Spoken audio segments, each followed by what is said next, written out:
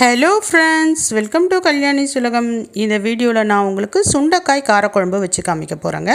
Stove on பண்ணி பாத்திரம் வச்சுக்கலாம். இதில் தேவையான அளவுக்கு எண்ணெய் விட்டுக்கலாம். கடுகு போட்டுக்கலாங்க. கடுகு பொரிஞ்ச பிறகு பூண்டு போட்டுக்கலாம். பூண்டு சேர்த்த பிறகு நம்ம சுண்டைக்காவை சுத்தப்படுத்தி அதை ஒரு சுண்டைக்காவையும் ரெண்டாக கட் பண்ணி இப்படி எல்லா சுண்டைக்காவையும் கட் பண்ணி நம்ம சேர்த்துக்கலாங்க. இப்போ நல்லா வதங்கணும். சுண்டைக்காய் போட்ட பிறகு நல்லா வதங்கணும், எண்ணெயிலே வதங்கணும். இப்படி வதங்கின பிறகு நம்ம இது கூட கறிவேப்பிலை சேர்த்துக்கலாம்.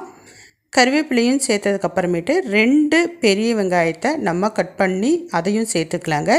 வெங்காயம் சேர்த்த பிறகும் நம்ம நல்லா பொறுமையாக வதக்கணும். சிம்மிலேயே வச்சு நல்லா வதக்கிக்கலாம்.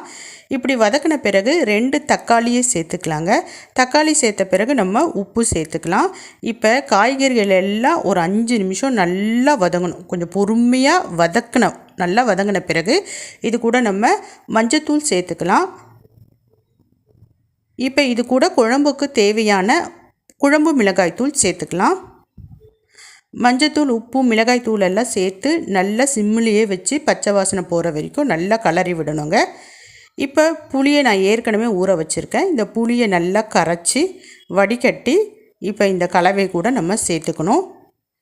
இப்படி சேர்த்து முடித்த பிறகு புளியை கரைச்சி சேர்த்த பிறகு நல்லா கலக்கி விட்டுக்கணுங்க. எல்லாமே நல்லா கரையிற மாதிரி மிக்ஸ் பண்ணிக்கணும். இந்த டைமில் நீங்கள் டேஸ்ட் பண்ணி பார்த்துக்குங்க. ஏதாவது குறைஞ்சிதுன்னா நீங்கள் அதில் சேர்த்துக்கலாம்.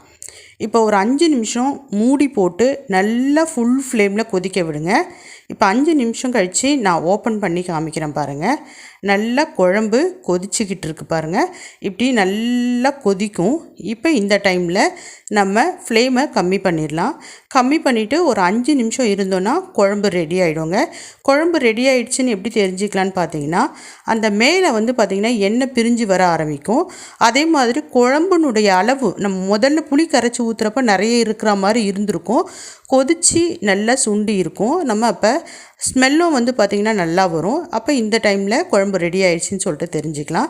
இப்போ குழம்பு ரெடி ஆகிடுச்சி. நான் கொத்தமல்லி தூவி ஆஃப் பண்ணி கீழே இறக்கி வச்சுட்டேன். சூப்பரான சுண்டைக்காய் காரக்குழம்பு ரெடி ஆகிடுச்சி. இது பார்த்திங்கன்னா சுகர் பேஷண்ட்டுக்கு ரொம்ப நல்லதுங்க. சுகரை பார்த்திங்கன்னா கம்மி பண்ணும். அதே மாதிரி ப்ரெஷர் இருக்கிறவங்களும் இந்த குழம்பை வாரத்தில் 2 நாள் எடுத்துக்கிட்டால் ரொம்ப நல்லா கண்ட்ரோலுக்கு வருங்க. சுகர் ப்ரெஷர் கண்ட்ரோலுக்கு வரும். ரொம்ப டேஸ்ட்டாகவும் இருக்கும். இது கசப்பு சுவை உடையதுங்க.